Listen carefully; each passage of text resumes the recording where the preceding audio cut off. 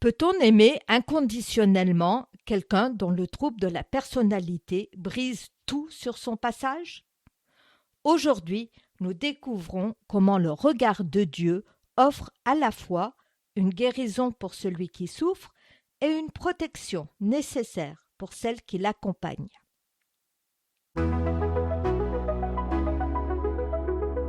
J'étais heureuse, puis je me suis mariée et tout a changé. Bienvenue sur mon podcast Briser les chaînes. Ce podcast est pour vous si vous êtes chrétienne et malgré cela malheureuse. Vous n'avez plus de joie. Vous voulez retrouver cette joie.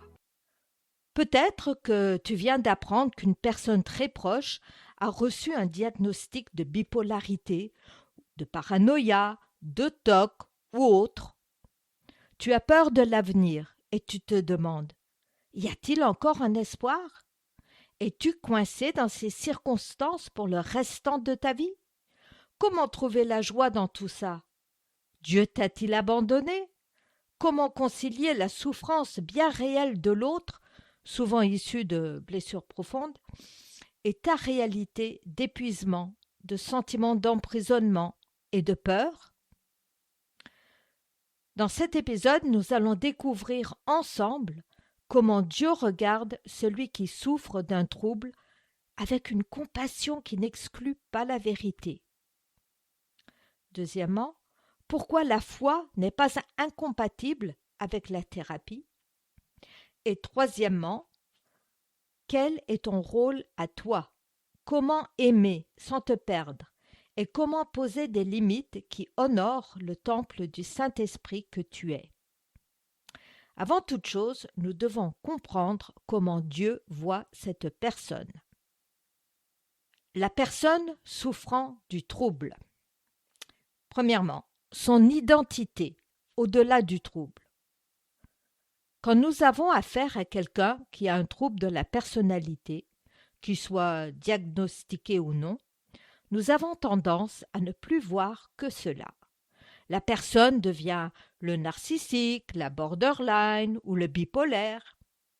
Mais Dieu ne donne pas d'étiquette médicale. Il voit une personne qu'il a créée et qu'il aime. Cette personne est créée à l'image de Dieu. Genèse 1, verset 27 nous dit « Dieu créa l'homme à son image, il le créa à l'image de Dieu. Il créa l'homme et la femme. » Nous sommes tous créés à l'image de Dieu. Dieu a façonné chaque humain, selon le psaume 139, verset 13. « Tu m'as fait ce que je suis, et tu m'as tissé dans le ventre de ma mère. » Dieu voit qui cette personne était censée être avant que le péché, les traumatismes ou la biologie ne viennent brouiller les pistes. Le péché a déformé cette image en chacun de nous. Chez certains, cette image a été fissurée ou voilée par la maladie mentale, mais elle n'est jamais effacée.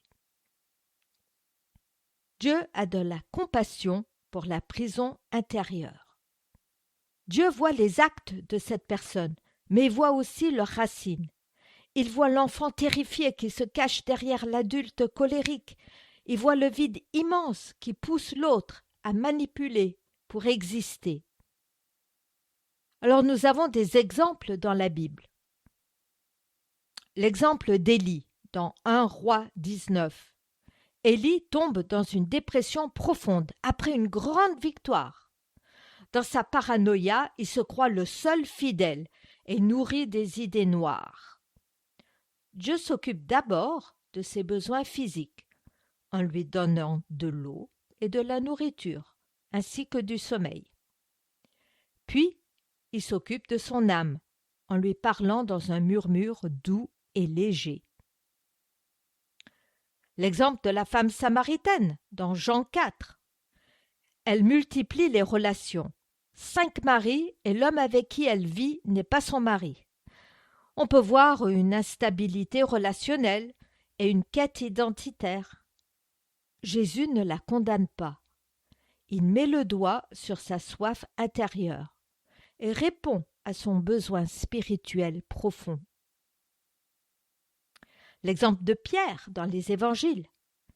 Il est instable et impulsif. Il passe de l'exaltation « Tu es le Christ » à la chute brutale dans le reniement. Mais Jésus va le transformer pour en faire un roc. Dieu a un amour intransigeant avec la vérité. Dieu aime, mais n'excuse pas le mal. Il déteste le trouble qui emprisonne cette personne dans ses pulsions et ses peurs. Il l'aime trop pour la laisser comme cela et lui offre une main pour en sortir. Deuxièmement, la foi est-elle compatible avec la psychologie? Souvent, le trouble est une forteresse, un mécanisme de défense pour survivre à d'anciennes blessures. Reconnaître que cette personne a un trouble est la première étape. Dans Marc 2, verset 17, Jésus dit « Les bien portants n'ont pas besoin de médecin, ce sont les malades qui en ont besoin. Je ne suis pas venu appeler des justes, mais des pécheurs. » C'est une bonne nouvelle! Jésus vient vers ceux qui reconnaissent leurs besoins. Dieu peut guérir les blessures instantanément, mais la plupart du temps, il le fait de manière progressive. Comprendre ces mécanismes fait partie intégrante de la guérison. Dieu nous a créés corps, âme et esprit. La psychologie est la science de notre âme. Donc, elle peut nous aider. Il n'y a aucune honte à consulter, pas plus que d'aller voir son médecin traitant. Troisièmement, sa responsabilité. L'amour de Dieu pour cette personne est inconditionnel. Mais il n'approuve pas tous ses actes. Avoir un trouble explique ses réactions, mais il ne lui enlève pas sa responsabilité envers les autres. Il ne lui demande pas de faire cela seul. Il sait que cela est impossible, mais il veut l'aider. Il ne force personne, il ne manipule personne. Il a besoin de son consentement pour l'accompagner. Encourage-la à se faire suivre par un psychothérapeute. Les thérapies cognitives comportementales, TCC, sont très efficaces. Mon mari souffrait de TOC, trouble obsessionnel compulsif. Je l'avais emmené voir 11 professionnels de la santé, sans succès. À l'époque, les TOC étaient méconnus. Mais en 2005, j'ai appris qu'un centre spécialisé en TCC pour les TOC ouvrait à 50 km de chez nous. Mais mon mari a refusé d'aller voir encore une fois des professionnels. Malheureusement, 18 mois plus tard, il a pris sa vie. Donnez une chance à ces thérapies. Alors, le rôle de l'aidante. Pendant des années, j'ai pensé que mon rôle en tant qu'épouse était de tout accepter, tout supporter, d'être une épouse soumise. Tous les livres chrétiens sur la relation dans le couple que j'avais trouvés disaient cela. Maintenant, on trouve plus facilement des livres plus équilibrés. Oui, la femme doit être soumise, mais le mari doit aimer sa femme, comme Christ a aimé l'Église, c'est-à-dire être prêt à se sacrifier pour elle. Alors, quel est notre rôle? Premièrement, l'amour chrétien est actif. Le but du véritable amour est d'aider l'autre à progresser, à trouver également de la joie. Ce n'est pas aimer que de cacher ses accès de colère, de justifier ses mensonges ou de supporter ses manipulations en silence. Il a besoin d'être conscient que ses actions blessent, ne sont pas acceptables, afin de ressentir le besoin d'être aidé. En te taisant, tu te rends complice de son trouble. Tu l'encourages à rester dans le statu quo. Dieu est un Dieu de vérité.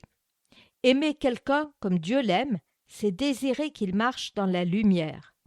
Et parfois, la plus grande preuve d'amour que tu peux donner, c'est de dire « Je t'aime, mais je refuse d'accepter ce comportement ». La deuxième chose, c'est tu dois te rappeler que tu es précieuse pour Dieu. Dieu ne t'a pas créé pour être le déversoir de toutes les émotions de la journée, de subir les effets de toutes ces frustrations. Ta propre santé mentale, ta joie et ta sécurité sont précieuses aux yeux de Dieu. Refuse de discuter si le ton monte. Éloigne-toi physiquement si tu sens qu'il devient violent. Apprends à établir des limites. Dieu aime les limites. Il a séparé la lumière des ténèbres. Refuse de discuter si le ton monte. Éloigne-toi physiquement si tu sens qu'il devient violent. Apprends à établir des limites.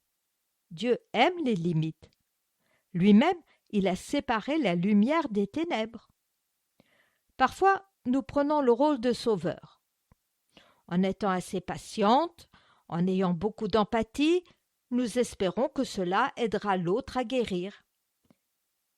Mais nous allons nous écrouler sous ce fardeau que Dieu ne nous demande pas de porter.